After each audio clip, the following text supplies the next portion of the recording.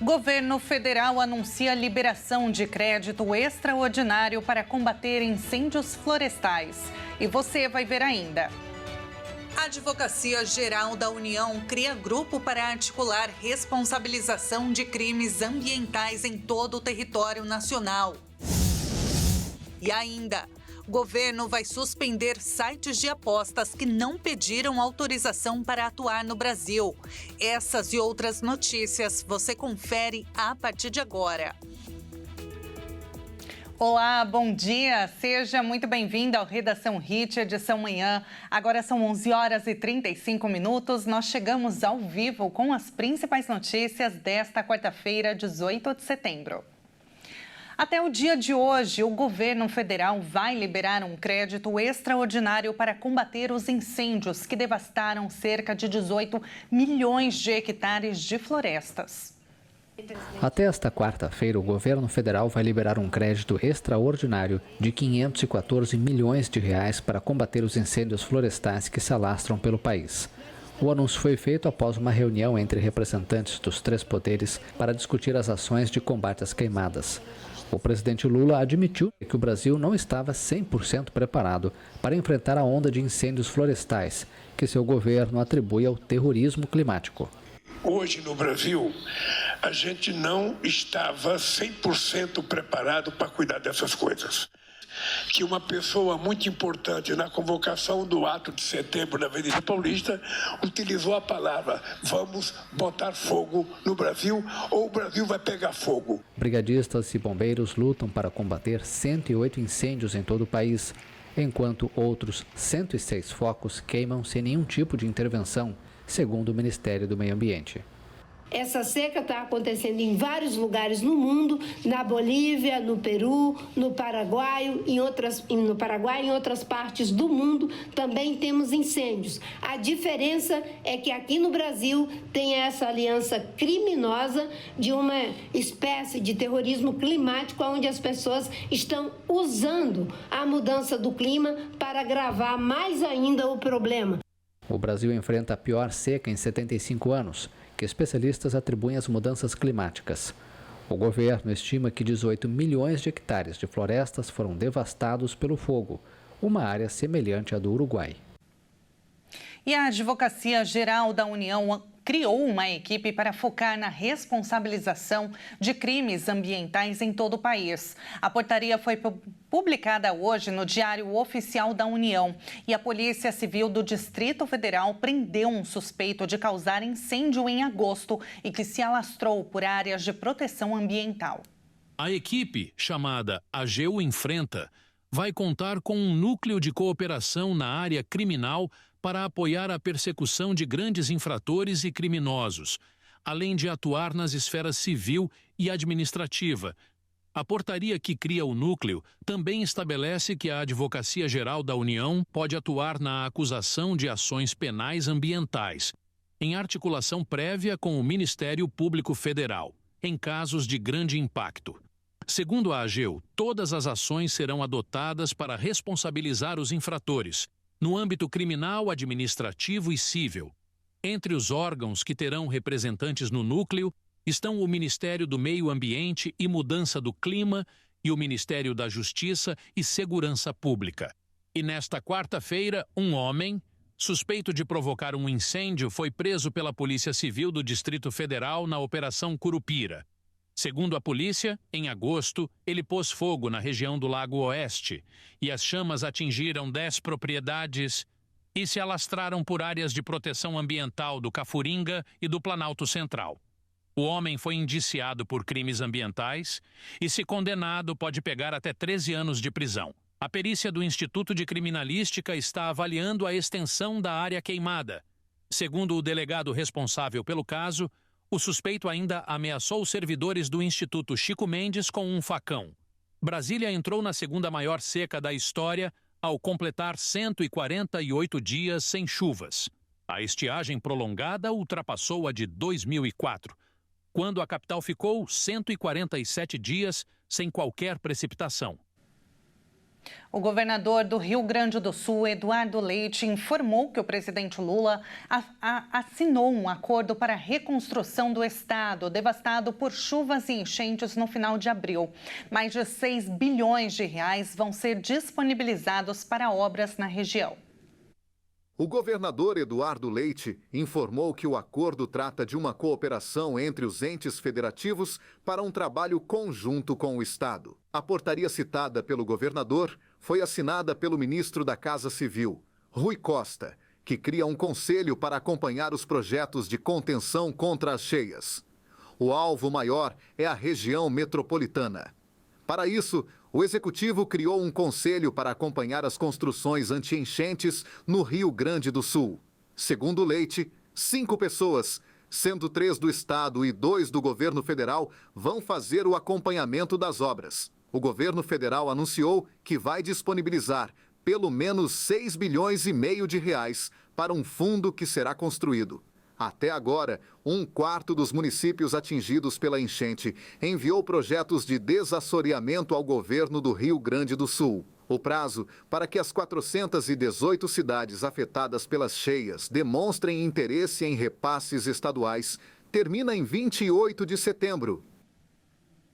E agora, falando de economia, o Banco Central deve promover o primeiro aumento da taxa de juros no terceiro mandato do governo Lula. Segundo economistas, o objetivo é conter as expectativas de alta da inflação, mas vários setores desaprovam o aumento. Desde agosto de 2022, esse deve ser o primeiro aumento de juros pelo Comitê de Política Monetária do Banco Central. Se confirmada a projeção do mercado financeiro, também vai ser a primeira alta no mandato do presidente Lula. Atualmente, após uma sucessão de cortes e 2 manutenções seguidas, a taxa básica da economia está em 10,5% ao ano. A expectativa do mercado é de que o juro subirá 0,25% e passará para 10,75% ao ano. Economistas ainda acreditam que a taxa Selic continue subindo até atingir 11,5% ao ano, em janeiro, ou seja, um crescimento de 1 ponto percentual ao todo. Vários setores da economia desaprovam a possibilidade de aumento na taxa de juros neste momento. Para a Confederação Nacional da Indústria, a desaceleração da inflação e o cenário global de cortes devem baixar a Selic, já que o contrário penaliza o crescimento econômico na competitividade mundial. A Câmara Brasileira da Indústria da Construção também avaliou que o aumento pode prejudicar o ciclo de novos investimentos na construção, impondo até mesmo o cancelamento de novos investimentos. A Associação Brasileira da Indústria Têxtil e de Confecção também manifestou posição contrária a qualquer aumento da Selic, já que o Brasil tem hoje um dos juros reais mais altos do mundo. A Confederação Nacional do Comércio de Bens e Serviços avaliou que a alta tem um efeito negativo sobre a atividade econômica. E veja a seguir, incêndios florestais em Portugal deixam pelo menos 7 pessoas mortas e entre as vítimas está um brasileiro. E agora são 11h43, imagens ao vivo de Belo Horizonte. Céu parcialmente nublado e faz 23 graus neste momento. Nós voltamos já já.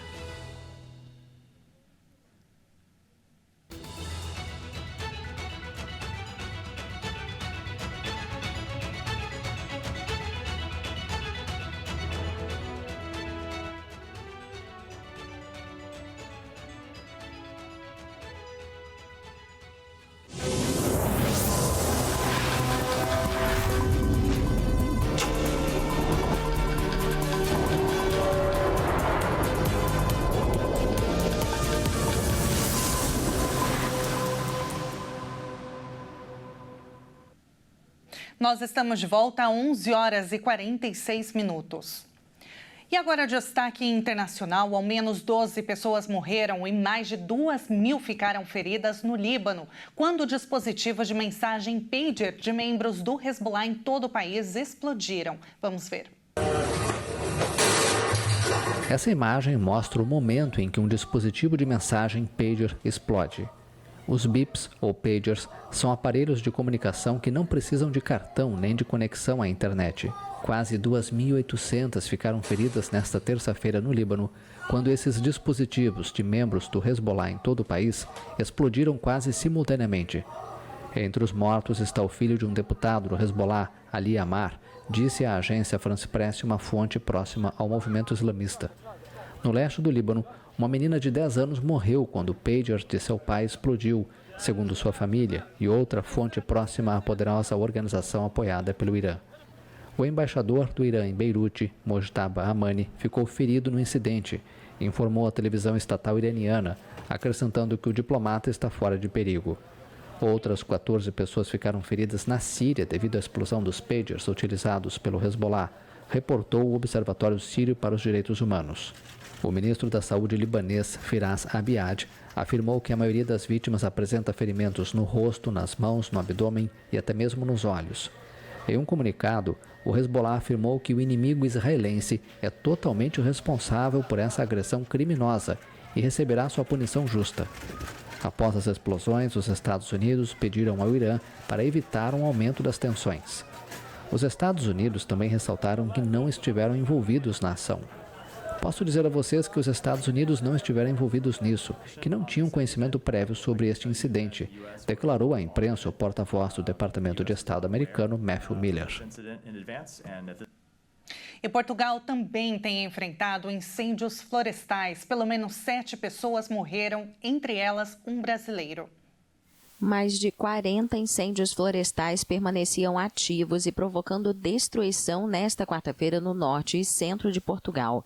As regiões são cenários há vários dias de uma onda de incêndios alimentados pelo calor e o vento que provocaram 7 mortes. A Proteção Civil registrou 42 focos ativos. Mais de 3.900 bombeiros e mais de 1.000 veículos foram mobilizados para o combate às chamas. As autoridades determinaram a saída de mais moradores da área de Gondomar, na região do Porto, durante a madrugada. Os bombeiros descreveram uma situação fora de controle em Arouca, no distrito de Aveiro, também no norte, a área mais afetada pelas chamas. Segundo o Sistema Europeu de Informação sobre Incêndios Florestais, o fogo destruiu quase 20.000 hectares de vegetação desde segunda-feira na região. O órgão ainda registrou mais 15 incêndios que superaram o limite de 1.000 hectares consumidos esta semana no restante do país. As autoridades informaram na noite de terça-feira que incêndios estavam prestes a serem controlados na região de Aveiro. 3 bombeiros morreram bloqueados entre chamas perto de Tábua, na região Coimbra, centro do país. As outras vítimas são um brasileiro de 28 anos, funcionário de uma empresa florestal que morreu carbonizado na segunda-feira, quando tentava recuperar algumas ferramentas, 2 pessoas que sofreram ataques cardíacos e um bombeiro voluntário que morreu no domingo de maneira súbita durante uma operação. E a gente volta a falar sobre o Brasil. O governo anunciou que a partir do próximo mês vai suspender os sites de apostas que não tiveram autorização para funcionar. O Ministério da Fazenda informou que as empresas de apostas de cota fixa que ainda não pediram autorização para funcionar vão ter a atuação suspensa a partir de 1º de outubro. Segundo portaria publicada, até o final de dezembro, só vão poder funcionar as empresas de apostas que já estão atuando e que solicitaram autorização para explorar a modalidade lotérica de apostas de cota fixa até o último dia 16. A partir de outubro, as empresas que não pediram autorização serão classificadas como ilegais até que tenha o funcionamento liberado pela Fazenda.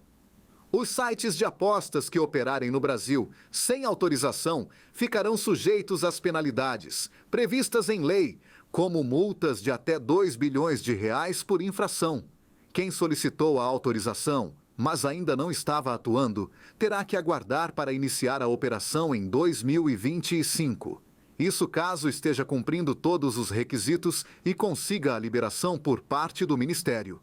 A partir de janeiro, tem início o mercado regulado de apostas no Brasil. E todas as empresas autorizadas utilizarão o domínio brasileiro de internet com extensão bet.br. O Ministério informou que as empresas aprovadas vão ter de pagar a 30 milhões de reais ainda este ano para começar a funcionar. Além do cumprimento com todas as regras de combate à fraude, à lavagem de dinheiro, à publicidade abusiva, entre outras. E para encerrarmos esta edição, nós vamos agora conhecer um pouquinho de uma cidade grega. Vem comigo. Com cerca de 63 mil habitantes, Kavala tem uma história que remonta a tempos antigos e desempenha um papel significativo como porto marítimo. Sua localização estratégica ao longo do Mar Egeu tornou-a um ponto de conexão crucial entre a Europa e a Ásia. É uma cidade que cativa os corações dos visitantes com sua história, cultura, gastronomia e a beleza natural que esbanja. Imagens lindas, né? E é claro que a gente vai agora com uma câmera ao vivo. Saindo dos nossos estúdios HIT em São Paulo, vamos para a Europa, na Grécia. E por lá já é fim de tarde, são 16 horas e 53 minutos, 22 graus neste momento. E você confere a imagem do Castelo de Kavala, que também é conhecido como Fortaleza de Kavala. É um dos marcos mais importantes da cidade.